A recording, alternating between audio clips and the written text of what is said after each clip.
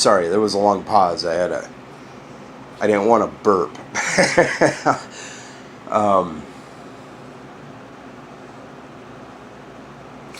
Okay, consider this thought.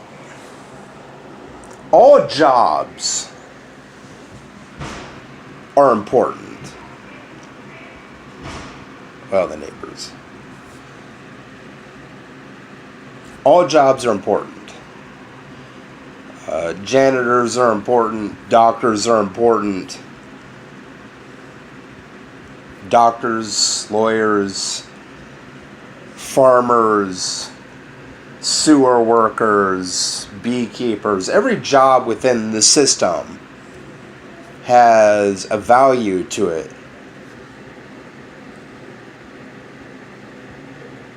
Whether you're a dishwasher or, a window washer or a farmer or a chef or even a CEO, you have a value that is necessary within the system. So, even if the system was restructured to be cooperative businesses rather than corporate, a CEO would still be necessary, because within a cooperative business, usually they're food co-ops or farmer co-ops, there's still a need for a CEO. It's just that the CEO is elected from the worker base. Within a food co-op, the janitor could be the CEO, and usually the position that they hold as CEO is only held for 6 months to a year. And then the workers within the co-op, whether there's 12 people that work at the co-op or 500,000 people that work at a co-op. I don't think there's any co-ops that are that big, but there might be with the orange growers of Florida. They might have a lot of people within their co-op.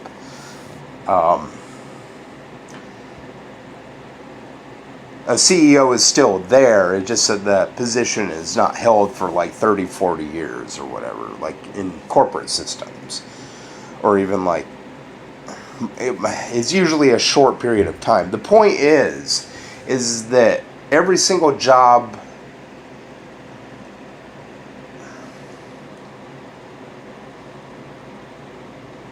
maybe not religion, but religion can be structured in a way to where it includes atheism, but that's an entirely different discussion.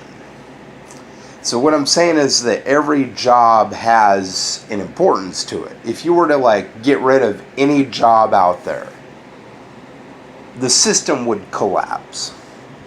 There's a lady somewhere out there, I can't remember where, but what she does, she walks around on the beaches, wears this glass bra where she has a margarita in each one of her titties, and she serves a margarita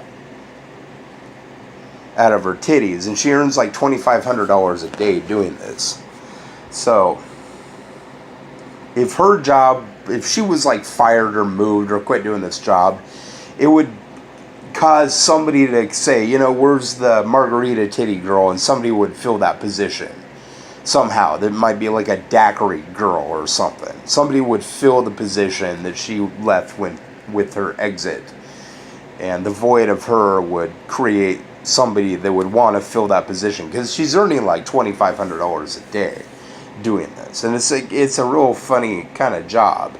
But dudes mostly are paying money to drink a whole tit worth of margarita or two, and she earns $2,500 a day. So a lot of people would look at that you get rid of that job where there's only one person on the planet doing it, and somebody would look at that and say, nobody's doing that anymore. We got to get another margarita girl. So once a job is created, usually that job has to be filled somehow. So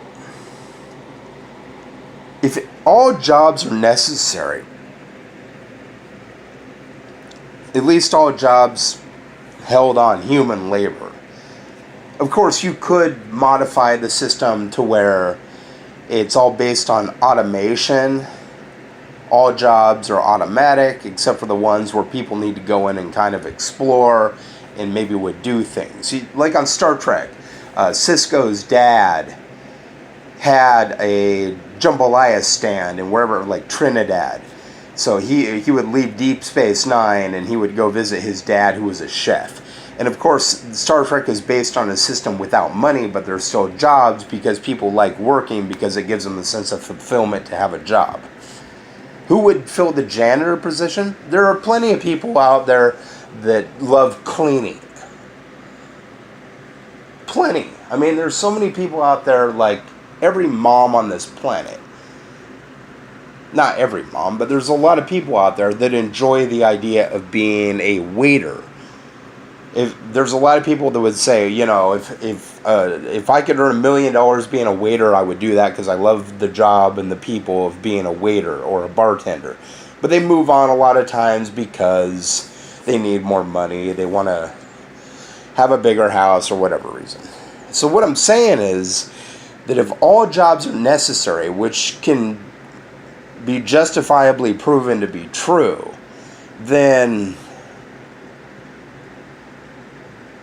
if you get rid of any of those jobs, the system will collapse until something fills that void if there's a need, and there's no way to fill it with mechanization in a way that would be the same as a human doing that job. No, not all jobs are fun, but not all jobs that earn a lot of money are fun either. Imagine being a CEO and all you did all day was golf and that was boring to you. There's plenty of CEOs and millionaires and billionaires that are just bored as shit. Kings and queens that don't do anything, little podunk monarchies, are probably bored shitless. There's a lot of rich people that are bored. And there's a lot of poor people that do their jobs, hate the money, but love the job because they got a good enough boss. You know, they have the people around them that they like. Being a teacher is kind of a shitty job. My little brother is a teacher. He teaches 3rd grade. But, of course, teachers don't get paid enough. He's not doing it for the money. But at the same time, I'm sure he looks at his job as a 3rd grade teacher and thinks, damn, I wish I earned more money doing this shit because I love the job. So, that being said, if you knock out any job, it collapses the system. So there is a thought in mind that if we paid all jobs the same, then that would be a better system. Think about if you could work any job that you wanted to do. Are you just going to be a CEO? Probably not, because there's a lot of like paper shuffling. That might be boring for some people. Are you going to be a waiter? You know, some people might really like that job. Some people might really like the job of being a shoe shiner. If all jobs paid the same amount of money, there would be plenty of people that would be going into like trade schools and colleges to learn how to do that job, because there would be more of an opportunity. You wouldn't have to, you know, worry about money. Like a lot of people are doctors not because of the money. They're doctors because they like the idea of saving people's lives. And if you're a doctor, you get a lot of prestige and a lot of people admire and respect you. Same with like lawyers and politicians. But at the same time, waiters also save lives because they bring you your food. And janitors save lives because without a clean bathroom, you wouldn't have any safe, hygienic place to take a shit. And a lot of people like the fulfillment that comes along with being the person that makes it safe or better for some people to enjoy their time on this planet. So, if you paid all people the same, that might be a more justifiable system than a system based on profit. So why would you need to make it about a lot of money? So what I'm saying is like Andrew Yang has the idea of an UBI. Like no matter who you are, you're going to get $1,000 a month if this passes through Congress. No matter what. You would just get $1,000. Which would be more than I get now for being bipolar on disability. I get $750 and I could just sit on my ass all day and fart around And the CEOs, can't do anything about it because they earn profit from supporting people. With a food card, JP Morgan Chase earns a lot of money. Like when you buy something with a food card, on average you're pumping 80 cents to $1 more into the economy than just the standard American dollar, whether or not it's a credit card or cash or a check. You're pumping more money into the system by having an EBT card than using cash or a check or a credit card. That's fact. That is proven fact. So, if everybody earned a UBI of $1 a year just for being alive, there are going to be enough people that are bored as shit that they're going to go find a job anyway just because it would be something to do. And if you earned $1 for every job you did, any job you did, you would get $2 a year. And if you made it so you could only save $10, after like a while, maybe 20 years, you would have your $10 and you wouldn't have to work anymore. Would you still do it? Of course you would. If you started working when you were 16 and at 36 you had $10 in the bank and you couldn't earn any more money, you would still have to deplete that resource a little bit to survive and enjoy yourself. So of course you would need a job, and you would just get paid less than $1 in order to satiate your needs. So you would still have to work. You might only earn 50 cents a year, but you would still have your $10. You would still work. And then when you retire, you have $10, but everybody would have like $10 when you're like 60 or 50 when you retire under this system.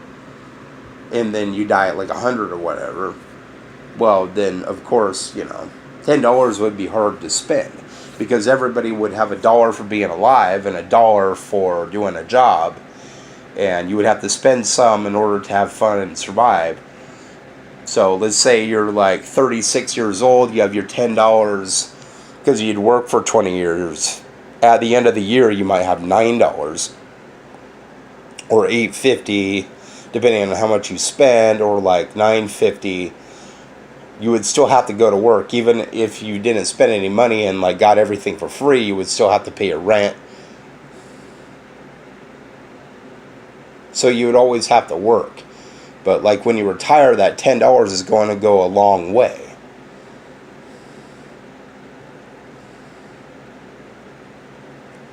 And people work like on Star Trek. They don't earn money. Think of how cool it is to be able to be a chef like Cisco's dad and just serve people strange new recipes that you think up, and you're constantly pulling in people to your business. There'd be so many people starting businesses just to try new things. Like you see how millennials started like creating like these peanut butter and jelly restaurants and like weird shit where like they sell unicycles or whatever. There's all these people now that will do all these weird jobs because they find enough people around. I mean, just go to Portland, Oregon. You can find some of the weirdest jobs ever. You'll find people doing just about anything these days. If I could get paid to vlog, I would have to earn money doing it. But I'm not, because you need 30,000 subscribers on YouTube in order to get paid. I have 1.7 thousand, and it's kind of hovered around that.